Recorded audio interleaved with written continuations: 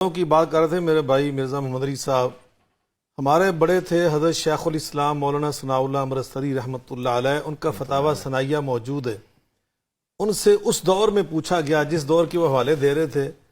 کہ ہم فلاں فرقے کو، یعنی جو انہوں نے لفظ جو لکھا ہے کہ فلاں مسلک فلاں مکتب فکر کو ہم کافر کہہ سکتے ہیں، تو انہوں نے پتہ کیا وہاں پہ کیا انہوں نے کہا کہ میں اس معاملے میں امام المحتاطین،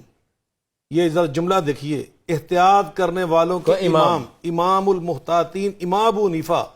رحمۃ اللہ علیہ، میں ان کی روش کا قائل ہوں کہ لا نکفر احدا من اہل القبلہ، سبحان اللہ، جو بھی بندہ بیت اللہ کو اپنی نماز قبلہ سمجھتا ہے ہم اس کو کافر نہیں کہہ سکتے۔ کیا بات۔ تو انہوں نے اس مکتب فکر کے مسلمانوں کو جو کلمہ گو تھے کافر کہنے سے انکار کیا ہے۔ دوسری بات، ہمارے 60 سال جنہوں نے صحیح بخاری کا درس دیا نا پاکستان کی سرزمین پر، اور جب اس وقت پاکستان ہندوستان اکٹھا تھا بر صغیر، حضرت استاد العلماء شیخ الحدیث حافظ محمد گوندلوی صاحب رحمۃ اللہ علیہ، ان کا درس بخاری وہ شائع ہوا ہے، وہ درس بخاری ان کا پرنٹ ہے، ذرا پڑھ کے دیکھیے اس میں کیا انہوں نے فرمایا۔ انہوں نے کہا کہ جو ہمارے فقہی اختلافات ہیں نا، یہ اختلافات اور یہ جو فقہی مسائل ہیں ہمارے اختلافی، یہ جواز اور عدم جواز کے نہیں ہیں، ذرا اندازہ دیکھیے کیا باریکی ہے اور کیا لطافت ہے۔ وہ کہتے ہیں سینے پہ ہاتھ باندھنا، یہ نیچے یہ انہوں نے لکھا ہوا ہے، آمین بالجہر کہنا یا آہستہ آمین کہنا، رفع الیدین کر کے نماز پڑھنا یا بغیر رفع الیدین کے پڑھنا۔ وہ فرماتے ہیں یہ جواز اور عدم جواز کی بحث نہیں ہے، صحیح، یہ افضل اور غیر افضل کی بات ہے، جس کے نزدیک یہ افضل ہے نبی پاک کی حدیث کی بنیاد پر وہ اس کو افضل سمجھ کر رہا ہے، جس کے نزدیک نیچے ہاتھ باندھنا نبی پاک کی سنت اور حدیث سمجھ کے وہ کر رہا ہے وہ اس کو افضل مقصد تو دونوں کا رب کی رضا ہی ہے۔ اور ہمارے ایک اور بزرگ گزرے ہیں، ان کے شاگرد تھے پروفیسر عبدالجبار شاکر رحمۃ اللہ علیہ، بڑی شخصیت ہے،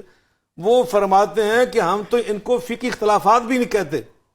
ہم اس کو ترجیح کہتے ہیں، وہ لفظ اختلاف کے بھی قائل نہیں، وہ کہتے ہیں یہ ترجیح ہے، جس کے پاس یہ دلائل زیادہ تھے اس نے اس کو ترجیح دے دی، جس کے پاس یہ تھے۔ اب میں اہل حدیث ہوں، ہمارے اہل حدیث کے اندر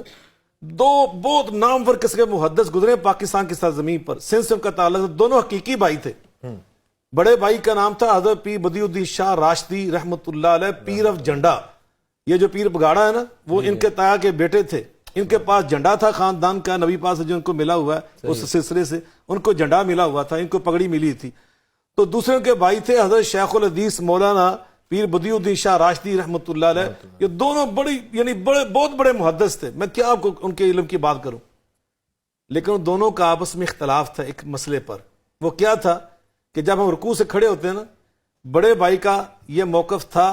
کہ ہاتھ چھوڑنے چاہیے، ارسال الیدین بعد الرکوع، ارسال الیدین بعد الرکوع۔ جو دوسرے بھائی تھے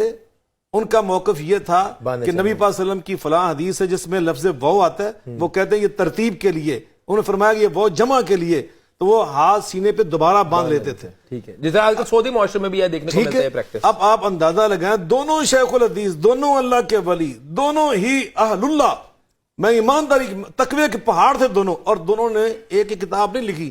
اس مسئلے پر، انہوں نے ایک دوسرے کی دلائل کا جواب دیتے دیتے کئی کتابیں لکھی ہوئی ہیں۔ تو اب آپ مجھے بتلائیں ہم ان دونوں میں کسی کو باطل کہہ سکتے ہیں؟ نہیں، وہ دونوں حق پر تھے، وہ دونوں اللہ کے رسول کے سچے محب تھے۔ گرا لگا دوں کہ صوفیہ لکھتے ہیں کہ اللہ اور اس کے رسول سے جو فرق کرے وہ فرقہ ہے، ہم میں سے کوئی بھی فرق نہیں کرتا۔